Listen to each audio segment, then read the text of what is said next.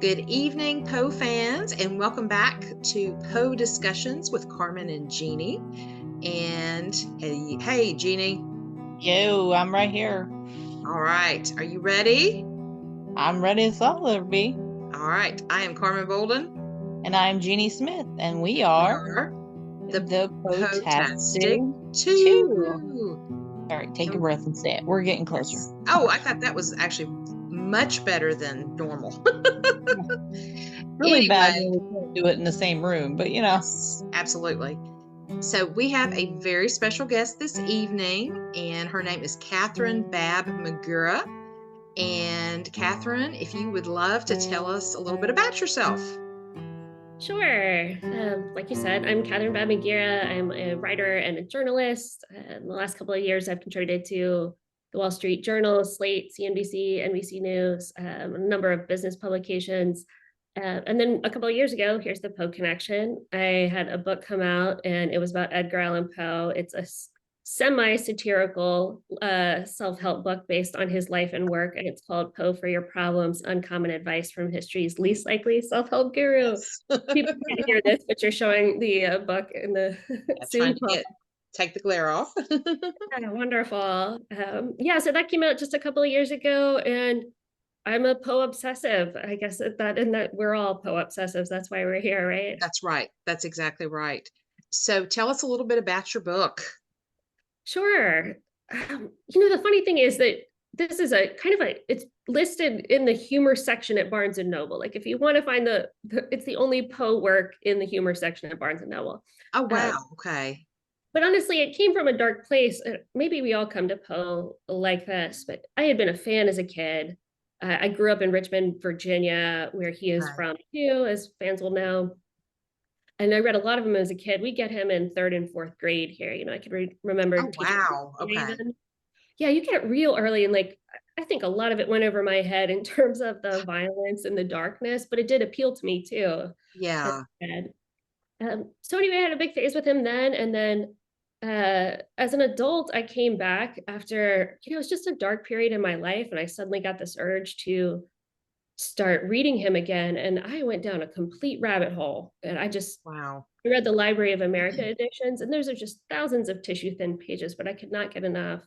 Mm-hmm. He was really speaking to me at that point.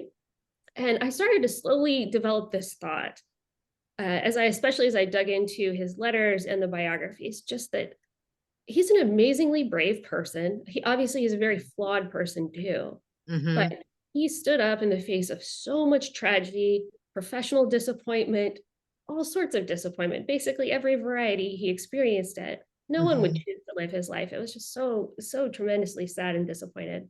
And yet, while all this was going on, he produced this body of work that we all love, and that is now famous the world over and has been translated into every major language. And it's a stunning example of strength in the face of adversity. Even, I know that sounds cheesy, but it really did strike me that way at this moment when I was struggling. As soon as you have that thought, you start coming across people in history who've had the same one. And I think Poe is kind of an unspoken hero for a lot of people. And certainly the French have always read him this way. His French translator, Charles Baudelaire, had the same kind of epiphany I did, but then wrote about it in just a spectacular fashion. His essays on Poe are unbelievable. They are, yes. And we discussed him with Baudelaire before, so we understand. Last season. Yeah, Fatal Destinies is stunning. I wish I could read it in the original. I'm reading it in translation. But yeah, so Baudelaire, but then so many others, like y'all have probably come across Daniel Hoffman's Poe from 1972, and a number of other memoirs. You just come across this all the time of writers who are inspired by him and kind of had the same reaction. Years ago, I heard the writer of Mrs. Poe, that big novel that came out a couple of years ago. For some reason, I'm blanking on her name. That one I don't think I'm as familiar with. That doesn't sound as familiar. She was doing the keynote at a Poe thing I was at, and she had a big publisher, and the book did very well. Like you could buy it in Target, kind of thing. Okay. He just described her. She was in a dark place in her life. All of a sudden, she started reading Poe again. She ended up writing a novel about 1 year of his life, 1845. Okay. it's interesting to find that so many other people have had this experience, and it also makes you a lot less lonely to come across this kind of as a community of people who feel the same way. And it spurred my own writing. I wrote an essay about it initially, and that went kind of viral, arguing this case about seeing Poe in this particular way.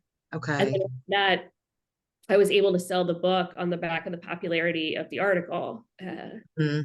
So I kind of think it's not ironic. It's very Poe-like that this childhood kind of friend helped me achieve what I was hoping to do. Yeah. So that's in a nutshell. That's really amazing. And, you're not the first person to talk about, I kind of came to Poe as an adult, in a darker place and things like that. I think a lot of us do, just because, especially if you know Poe, you know about his life, you can kind of connect with him in so many different ways based on genres he wrote or just his life in general. Definitely. And as we've discussed in different ways and different places over the years, is just like what you experienced, is as we've grown up, we've changed, we've gone through our own different traumas and things in life, and his stories affect us differently in different times of our life. Yes. And so each one of his, articles, or each one of his short stories, his poems, his one book, which I have yet to get through yet, but it's each thing is, he was so versatile. He had that versatility, and he had that touch with psychology that we didn't realize that we identified with so much and in so many different ways, and something that we may not have understood, as you said, like when you were third and fourth grade. I think I first met him when I was around fourth and fifth. Is when I first started reading his stuff, and you just don't experience that thing. You hear it, you think, oh, it's cool, it's about an animal or something like that, and that triggers something about how it gets you attention. But as you get older and you experience things in life, you see Poe for a whole different as a whole different person. I mean, completely you can agree. identify. I said in that original essay, like, you just never step in the same Poe River twice. Because you're bringing new experiences to it, and it's a kind of re-introspecting. You reread him at various points. I mean, some of the stories just strike you so differently. Like, the big example in my mind is The Pit and the Pendulum, which I read as a kid, and I took to be just kind of a horror, thriller, adventure kind of story about the Spanish Inquisition. You read that story as an adult, and it's extremely clear, at least to me, that he's talking about psychological pain. Absolutely. The human condition. And the fact that he's able to work on both those levels, and he talked about it in his letters too, like he described his artistic methods, as y'all know, like about how he thought that if you have two levels of meanings, that's the best case scenario, but you can never really allude to it completely directly. And I just, the fact that he pulls that off in that story, and again and again and again and again in so many different stories, this is an incredibly inspiring example as an artist of like someone who's able to achieve this commercial vision at the same time that he's saying something so profound and lasting and universal. So it's just tremendously inspiring. The other thing that I find interesting about reading him as an adult, and I'd be interested to see if y'all, if this resonates with you, I never read him as a satirist when I was a kid. And I'm not even talking about the direct humor pieces. I mean, the Gothic stories, I take at least parts of them to be satires, where it's so over the top. It's almost like hysterical laughter when you laugh at something that's so awful. I have a very dark sense of humor. I love it. We do too. Don't worry. You're not alone. You kind of know that you're going to have that in common. Because if I'm reading one of Poe's stories, for just entertainment or research or whatever, if I'm in the other room and my husband is in the other room, I might like laugh out loud at something and he's like, "Oh, are you reading one of, the funnier stories of Poe?" And I'm like, "No, just dark humor, that comes out from one of the horror stories or whatever." And so, yeah, no, I totally get it, but I didn't necessarily get that as much as a young, adult kind of thing, like around 6th grade or so. So, yeah, I totally get that. Well, and even in high school, I don't think we could have completely understood the whole I agree. satire of Yeah, what he true was, what he truly wanted to get. And it just comes along like we've been talking about it with age, with yeah. experience, with everything else. And then you, I mean, I'm sorry, I've developed more of a dark humor as the older I get Exactly. than I had, years ago, which, I have to say that yes, I had the dark humor when I was in high school too. Mhm. But Yeah. It's just it just developed even further from there. exactly. Exactly. Oh, Exactly. So it's and then Lynn Cullen is the one And that wrote Helen, you're right. Mrs. That's Cullen. it. She was Yeah. a great speaker, and I uh-huh. haven't read the novel, but I was really moved by her story. Yeah, I'm writing Yeah. this. I always keep a notebook and pen with me whenever we do interviews because we find so much information out. I always write notes, Yeah. and then Jeannie and I go back to those kinds of things. So thank you for that. Yeah. And I was reading a little bit about how she came about writing this story, and Mhm. it sounds like it's very interesting and something to read. So Okay. it has, and that's the one thing about all the different people that we meet, that we all may be um fanatical is what I like Mhm. to call it, Poe fanatical. We all may be some type of Poe fanatical, but at the same time, we all have such different inspirations and different, takes on Yes. things that it just makes us more integrated and interconnected. Yeah. And Totally. and I think with Poe's writing, that is the epitome of him, Yeah. because he was very good about dry, whether it be dry humor, dark humor, whether it be anything with love or hate. I mean, come on, you can't have one without the other. Because- Very yeah, true. Yeah. Yeah. I mean, he yeah, was such a multifaceted writer, which again, I feel mhm, like a kind of professional admiration. Like I'll never get there, but I admire it so much because I Absolutely. know I have some sense of how hard that is and how Yeah. smart mhm, you have to be and how good you have to be and how much craft you have to like have concentrated on. Maybe we all have that reaction because of those reasons, but Yeah. yeah, just my admiration grows. So in combination with like the strength of his character and standing up in the face of so much, mhm. there's this incredible level of craft, his versatility, his range. Mhm. It's a stunning, stunning career, all the more so in the circumstances. I don't like you're saying, like he could be so funny. I definitely laugh out loud when reading him too, especially like the most horrible of the stories. And Mhm. then his letters are full of just him complaining about his bosses, like, gossiping about his friends and just, I mean, telling obvious lies sometimes. And he gets Yes. none the worse for it. It's so recognizable and human. Um, for a genius on that level to be so recognizably human and even petty. Yeah. I loved it. What's not to love, right? Yeah, exactly. Oh, absolutely. So how long did it take you to write the book? It's funny because it doesn't look like a very big book and it's packaged like a very light read. But it Yeah. was a couple of years. I wrote Okay. I had the experience in 2016. I wrote the essay in 2017, and then I sold the book in 2019. And I wrote the book in calendar 2020. So I Mhm. had a year under my contract to finish it. Okay.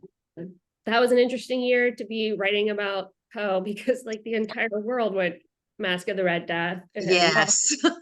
all these, interpretations. I remember reading newspaper editorials that reference Poe. Uh, Mhm. so anyway, he's always part of the atmosphere, I guess, but that was a particularly fruitful year for thinking about him, I think. And I think it did bring a lot of people kind of face to face with him unmasked rather than masked, with the COVID year and COVID year or two or whatever. And I know that like people that I worked with would, because knowing that how much I love Poe, and they would bring things up, and it's like, have you thought about this is like COVID's just like Mask of the Red Death? And I'm like, yes, I've thought about it. Thank you. Thank you for sharing. Then we'd have a nice conversation.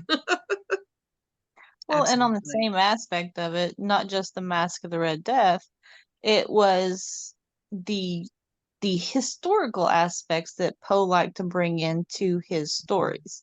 Because, and this is because I was teaching history at the time, and bringing up about how the Black Plague and all of that, and how, the bells that they would hang in the cemeteries, with premature burial and all that kind of stuff, and how he was very much a proponent of bringing the societal norms of the time into his works, Mhm. that they transcend over so many generations, Yeah. that it just hit upon how I kept telling the kids, history repeats itself. Mm-hmm. And yes, we learn little bits, but we never completely learn everything, because it has to keep a revolution. It keeps Yeah. going and going.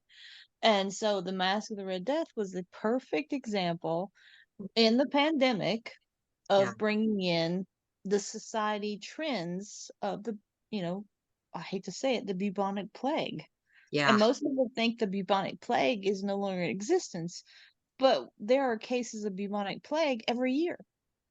But it's just not as known, because we've developed the antibiotics and we've developed the way to combat it. So it's not, and we didn't kill all the cats like the Catholics did, and make the rats rampant with their Oh. fleas either. So, Mm-hmm. um, but speaking of cat, sorry, Catherine, No, you no, just no, got you're fine. It's fine.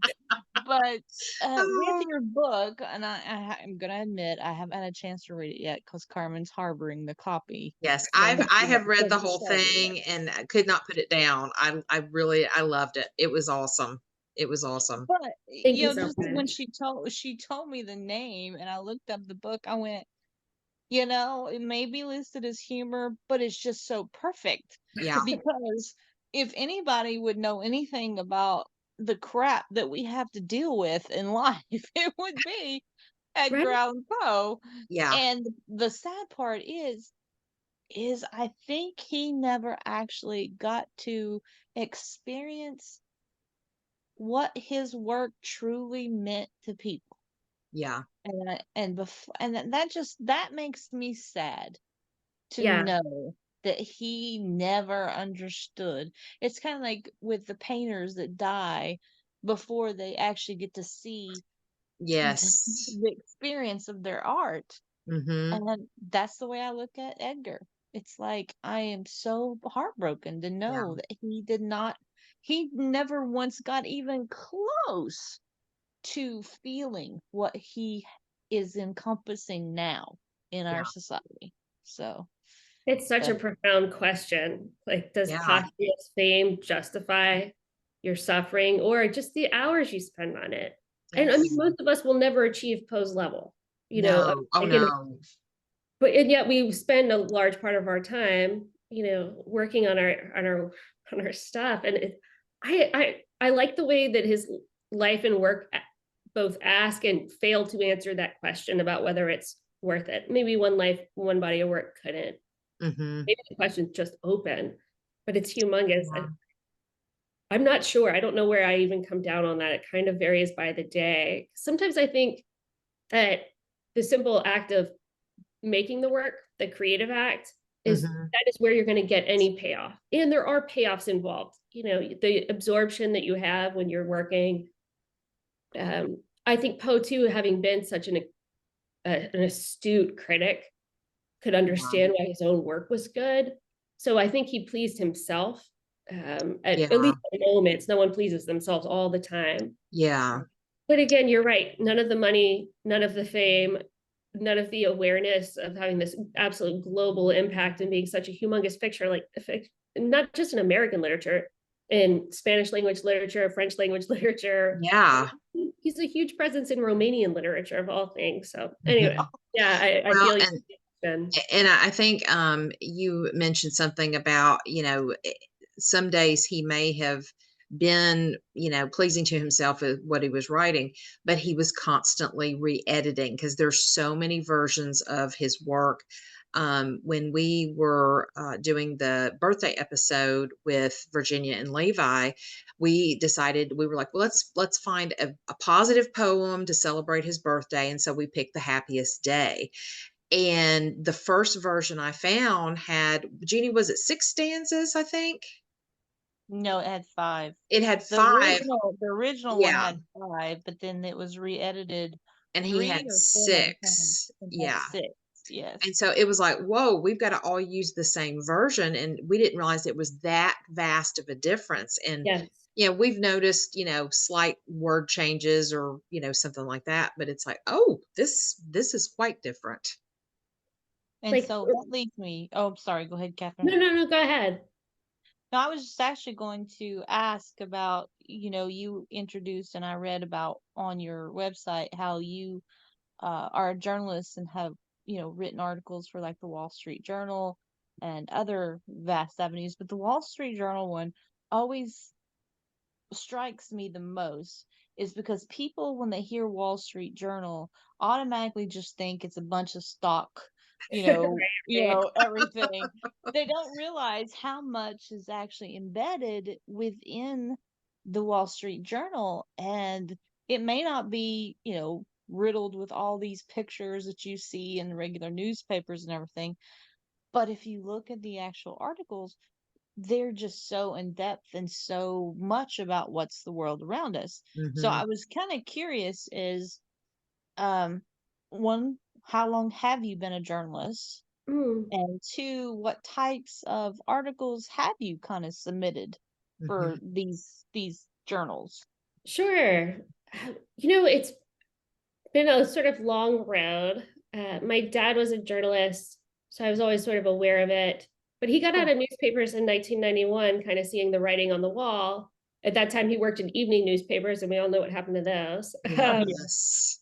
So, I mean, I think as early as 1991, you can see that the business was going to be extremely troubled. And now, as I became an adult, I was a college student in the early aughts, majoring in journalism. And just, even then, everyone kind of did realize that we're going to experience this massive change, but it wasn't really until 2008 where I think we started to see the die-off of publications. This was an incredibly fraught time to try to be working as a journalist. And one of the ways I tried to adapt was I've never worked full-time as a journalist. I always did it on the side on top of other jobs where I did marketing, copywriting, writing ads, basically writing marketing material, and then doing the journalism on the side because I love it. But also knowing how unstable it is, I just kind of did it as a side hustle. So in 2008, I started writing for one of the newspapers in my hometown of Richmond. And I did that for a couple of years, just doing arts coverage. I met them at a party or something, the editors, and I sort of, I'll file a story. Oh, do you want to let me write 1,000 words about singing karaoke every night for a week? Or, little fun pieces. Fun. And then at the time, rates weren't terrible. You'd make a couple $100 for each piece, or sometimes you'd get paid as $800. So I did it on the side for money because I really wasn't making a whole lot as a copywriter at the time. And then very slowly it grew into pitching and getting stories with much larger publications. So, I just started to write about, myself. Sometimes personal essays were a very big thing in the 2010s on the internet. Yeah. Did some of that. And then I did some local news reporting, some regional news reporting. I'm not straight hard news in the sense of working in a newsroom, but stories that weren't nearly as timely because I was doing it on the side, right? I couldn't be reporting daily news or anything like that. So local publications, regional publications, then eventually national ones. It's interesting you say that about the journal because it's a controversial paper in my freelancer network.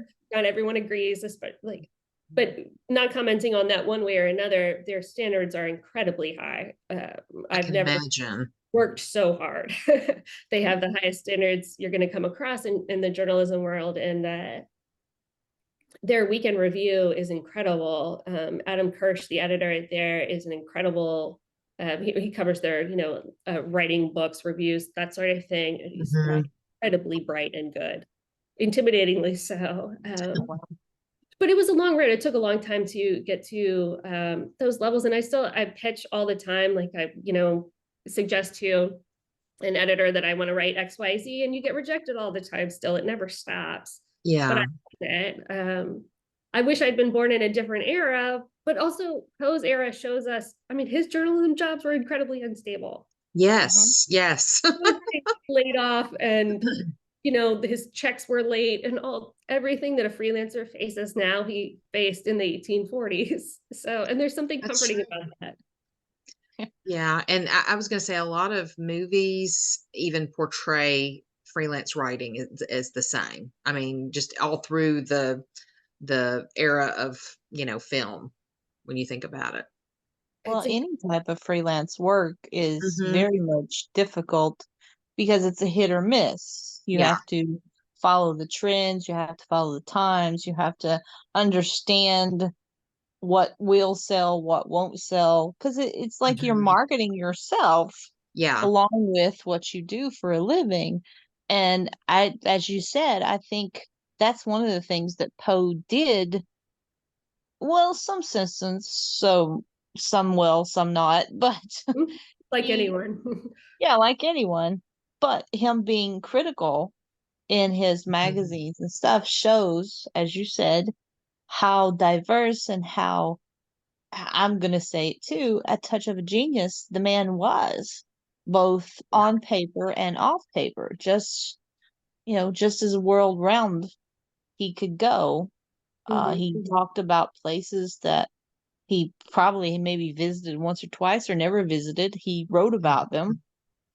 And yes, I kind of wish in some ways that we were in some of the times, like with the journals and with the newspapers of I'm going to say like 30 or 40 years ago, at least 40 years ago. In some good, some bad. There's always going to be good and bad, no matter what. And I think there's even still a Dear Abby around today, but it's not. But it's not as prominent in newspapers anymore. You see it as more as an online presence. Yeah. But, definitely so.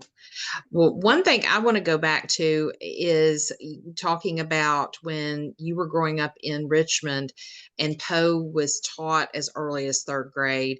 In Tennessee, it's really around 7th grade. And so 3rd grade, I think some kids can handle it at that age. And I know I could have if I was introduced with reading Poe then.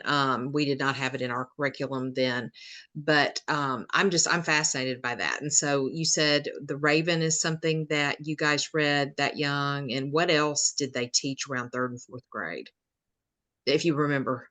Yeah, I have a very distinct memory of, it was in my 4th grade class on Halloween that my teacher had us put our heads down on our desks and close our eyes while she read The Raven out loud. Nice. And so we could experience it. And it's a poem that's it's meant to be heard. It's so musical. It has these amazing, like, dark rhythms. And it struck me, even though I'm not getting all the implications, all the complexities, and how, from a craft standpoint, how sophisticated it is.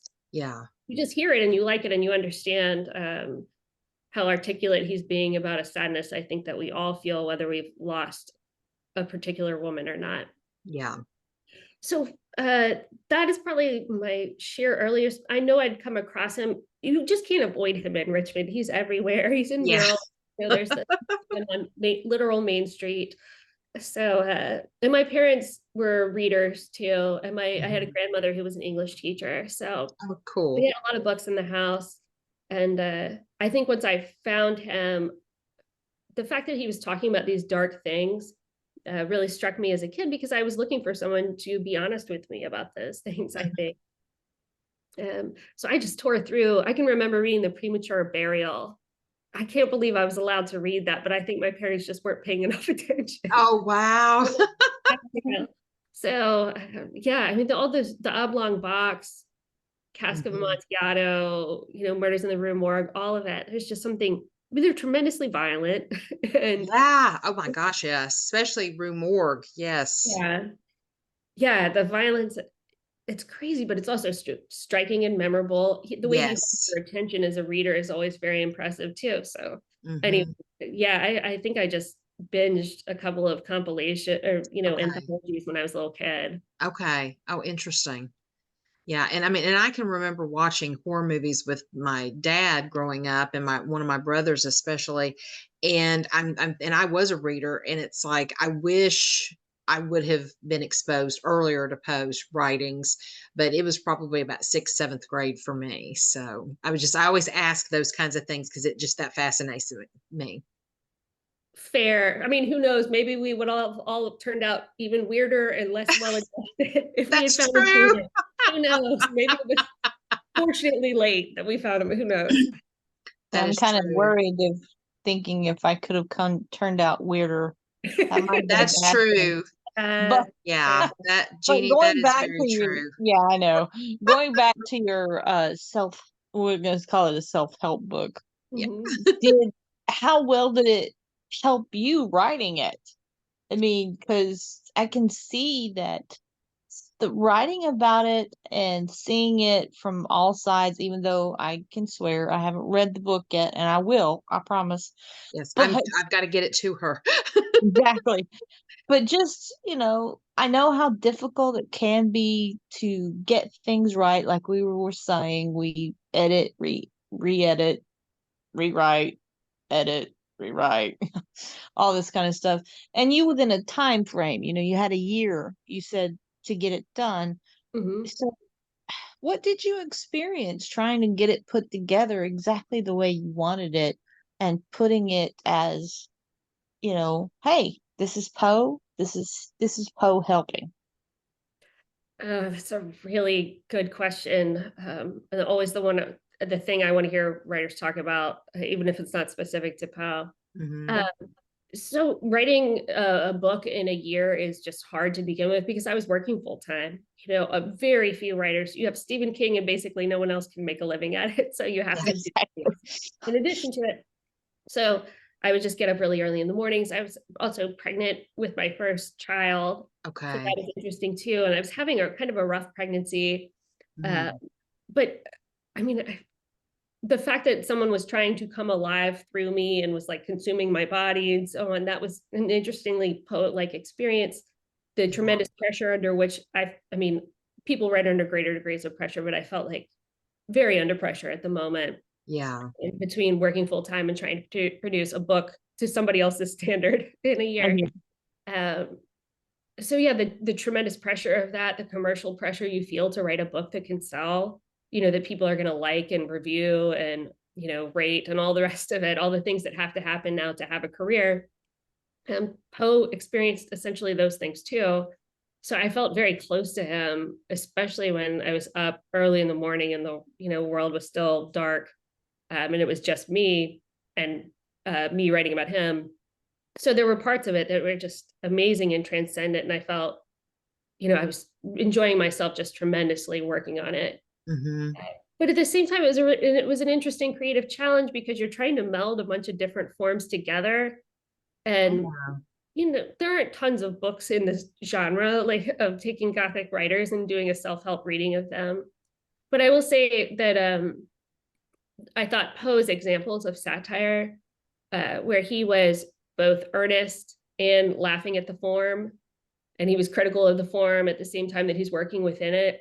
That Mhm. was very inspiring to me, and that's what I tried to do myself whenever I got lost. Mhm. Like, take the parts of self-help that you think are useful and good, and why the form survives from year to year, but then bring a critical lens to it and like add this edge of hysterical laughter to the entire project.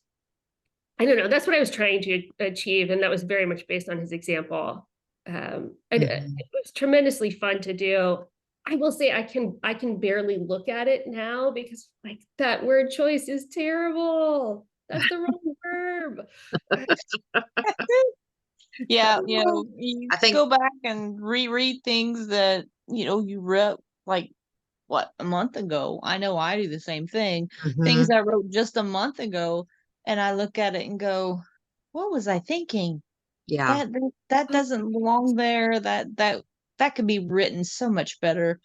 yeah. So, and it's We're a our own process. worst critics, definitely. Exactly. Yeah, True. It's why writers are tortured, or why artists are tortured, I think, is yeah, just because you would have done it. Now you can see how you should have done it perfectly, and yeah, yeah. Because there's so many times it's like I'll have an idea and then it's like, or it won't come to me, and then after Jeannie and I do something, or I'm doing one of my own creative things, and then like 2 months later I'll go, oh, that's what I should have done. It's like, I can redo, I guess, but then I don't want to.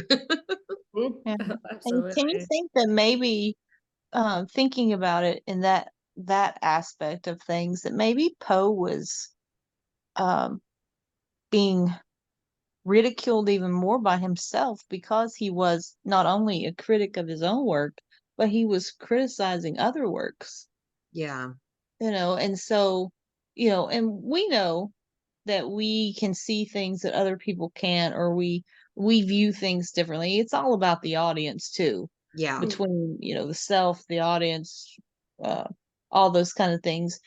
So he could have been fighting his own demons while trying to fight the demons of being a critic himself. yeah, that's That's even true. worse. I think it comes through. I think you're dead right. Yeah. He struggles with the form openly, kind of. And he certainly, I mean, struggled with it openly in conversations with friends, in his letters, and in his critical essays. He says a lot of things and then immediately doubles back and, recants what he just said. And some of his theories become utterly, in my view, self-serving. And that's not a term of criticism I'm using. Like, I Right, think right. self-serving worldviews. Yeah, Anyway, yeah, it's really interesting and inspiring to watch him wrestle with that, because it's what we all wrestle with, even if we're not on this level. yeah. Yeah. Yeah. And Well, that's the crux of, the crust of being an artist, no matter what you do. Well, no yeah, matter what the medium, it is what it is. Like it's true. Carmen said earlier, we are our own worst critics. And in the aspect of we are our own worst enemies. So Yes. They go so hand in hand. so are you working on anything else? Yeah, Like a book Jeannie, you wise? beat me to that. I was about to Yeah, ask I that. knew you were about to come out. So I thought I'd beat you to it. You did. That's okay. Uh, I'm working on a horror novel that is set in Richmond. Oh, It nice. certainly takes inspiration from Poe and some of his like incredible, he's so good at describing these extreme physical states. Yes. But I often read him as an example because I don't feel that's a very difficult thing to do. People, maybe lay people or non-writers don't necessarily understand like what it is to convey that amount of detail and to keep readers' attention at the same time and to Hmm. keep attention taut. So yeah, that's what I'm working on now. It's very slow going. Also, when I wrote the first one, I didn't have a kid. Right. And it was a little different. So it's going a lot slower than I would like, but hopefully I do get there overall. My dream was to be a fiction writer, so I'm Okay. hoping that I eventually get to like published novelist status. So, but we'll see. That's Um, awesome. the difference with novels is you write the entire thing and then you sell it, whereas with a nonfiction book, you sell off a proposal. You don't have to write the entire book first. So it feels dicey to write an Yeah. entire book without a contract, but we'll see. What are you going to do but try? Yeah. Yeah, that's exactly right. Well, it sounds really interesting, and I know something that we would both love to read. So, Well, thank you. I hope we get yeah, there. yeah, Yeah. that's awesome. That is Especially awesome. with horror. And if you stick a little satire in there with the horror, you got us right there. Boom. We're there. Yes. Right? That's the form I love too. So hopefully I can achieve it. If not, I'll just have spotted it in other people's work. you sometimes do. Well, yeah. Oh yeah. We'll help try to do our part and, push it and push I it and say, appreciate hey, that. you got to follow her. You got to follow her. Absolutely. And Poe, for your problems, I know you won one award. Was it two different awards you won or was nominated? We were a finalist for the Library of Virginia's Nonfiction Award. It gets Yes. Katie Couric, which was awesome. I was proud of Oh, wow. in that circle. So Oh, cool. yeah, so we were one of 4 finalists there, and then we won the at the Saturday Visitor Awards at the Poe Festival. That's awesome. That is Yeah. amazing. That is very That's where I cool. heard Lynn Cullen speak. Okay. Okay. Well, very cool. Well, Jeanie, what other questions do you have? Well, I asked her about what she has going on in the future, so Mm-hmm. I got that covered. So I'm just trying to, I don't think I can think of anything right this moment. So what do you Well, have? Well, and I was going to say one thing we always share out with our listeners and viewers. I always want to say watchers, but that just sounds creepy. But I guess that's very Poe-esque, so we'll go with it. Hey, we're not But calling them stalkers, so that's good. that's true. That is so true. But you've got your website we'll share out, and then what other social media platforms if you want to share that out with our people? I have Instagram. I'm not particularly good at that, but you can find me on Instagram, on Facebook, on Twitter, all under Kat Baab-Muguira or Catherine Baab-Muguira. And you can find the book Amazon, Barnes and Noble. Any independent bookstore is going to have it. Yeah, so I hope people check it out and it makes them laugh. If you have a dark sense of humor and you love Poe, then I think it's going to be in your lane. I often Yes. get the thing I've enjoyed so much about this project coming out in the world is that it connects me with incredibly like-minded people. Like we have this kind of personality. Yes. If you get this joke, then we're going to be friends. So I agree. And one thing we've mentioned multiple times with talking to, as we call them Poe people, it's just the Poe community is so friendly and just it's like a little Poe family. And like you said, like-minded people and just kind of think in the lines of Poe and not just thinking about him as just a horror writer. He's so many, levels like a onion, breaking it down, peeling all the Hey, world. it actually make you cry too. So Yes. you're right, like, okay. Oh, that is so true. yeah. Well, Catherine, are you going to be at any events in the future? I know, like, we got to meet for the first time at the Poe Fest last October. So, I think I'll be back there. Mostly got my head down, and for the first time in a while, I'm just turning speaking engagements down just because I'm trying to produce book 2. okay. But I'll be at the Poe Festival in Baltimore, and usually I'm often at the one in Richmond if people want to try to find me there too. Okay, great. Great. Yeah, we're hoping to be also back at the Poe Fest in October as well. Okay. Yeah. We're only a booth away, so that'd be cool. Yeah. Yeah, that hopefully will be close. I know that Poe Movies we were right next to them the first year we were there 2 years ago, and they were still not too far away. So yeah, it's cool seeing everybody. Agreed. Yeah. So Jeanie, anything else? Nope, I think that's got it covered, except for what we always like to ask. Out of all Oh, of those yes. stories and poems, what is your favorite and why? And we always ask too, it could be you love a poem or story, or you have one of each. So feel free Yeah. to answer however. We all have like the same dilemma with trying to narrow it down, but The Man of the Crowd is my favorite story. It's just great. such a profound description of loneliness and feeling like a misfit, and at the same time it's kind of a compelling adventure in its own right, and an interesting take on cities and how we relate to each other. Mm-hmm. And then just the writing in it is incredible. There's a quote from it that opens the book. It had to be an epitaph, but yeah, among the poems, that's like Sophie's Choice by Ulaloom. I love That's that. a great one. My heart was volcanic.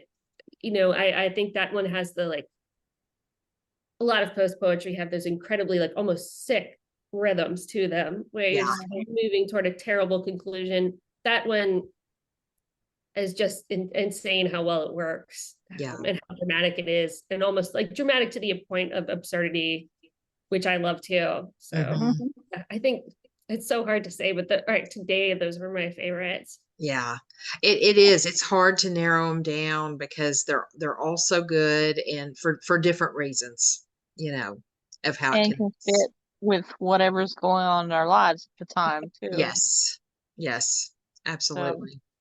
Well, and Man in Catherine, the Crowd is one I want to say this. The Man of the Crowd is the one that we have not heard from anyone before. that is So true. thank you for bringing that one out. Yes, Because I love that one, not only just for the title, but the vision that it brings to mind. I can see the artistry as he's writing it with that story. Yeah. And I can see a lot of people of that time period and their artworks as I'm reading it. So, thank you for bringing out that one. It's a very good one, and people need to know that there's more than just the Raven and Telltale Heart. Not that I'm not a fan of, but I love those too, of course. Yeah. But some of the deep cuts are just stunning. So yeah, I hope people check out The Man in the Crowd, because you can, like any Poe, you can read it in about 10 minutes, and it's just incredibly profound and also interesting to read. It's like in a little thriller. So yeah, it really is. It'd be exciting. Yes. Well, Catherine, it has been a pleasure having you on the podcast. Thank you for having me. I was just listening to the last episode before we got on the call. Oh, great.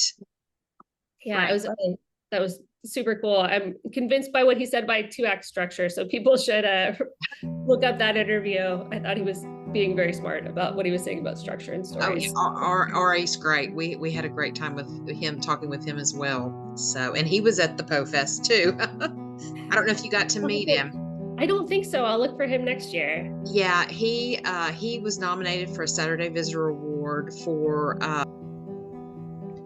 Into That Darkness Peering. So he'll probably be back, and you'll really enjoy speaking with him. So yeah, but thank you again for being on here. And Jeanie, are you ready? Yep, we are Poe out.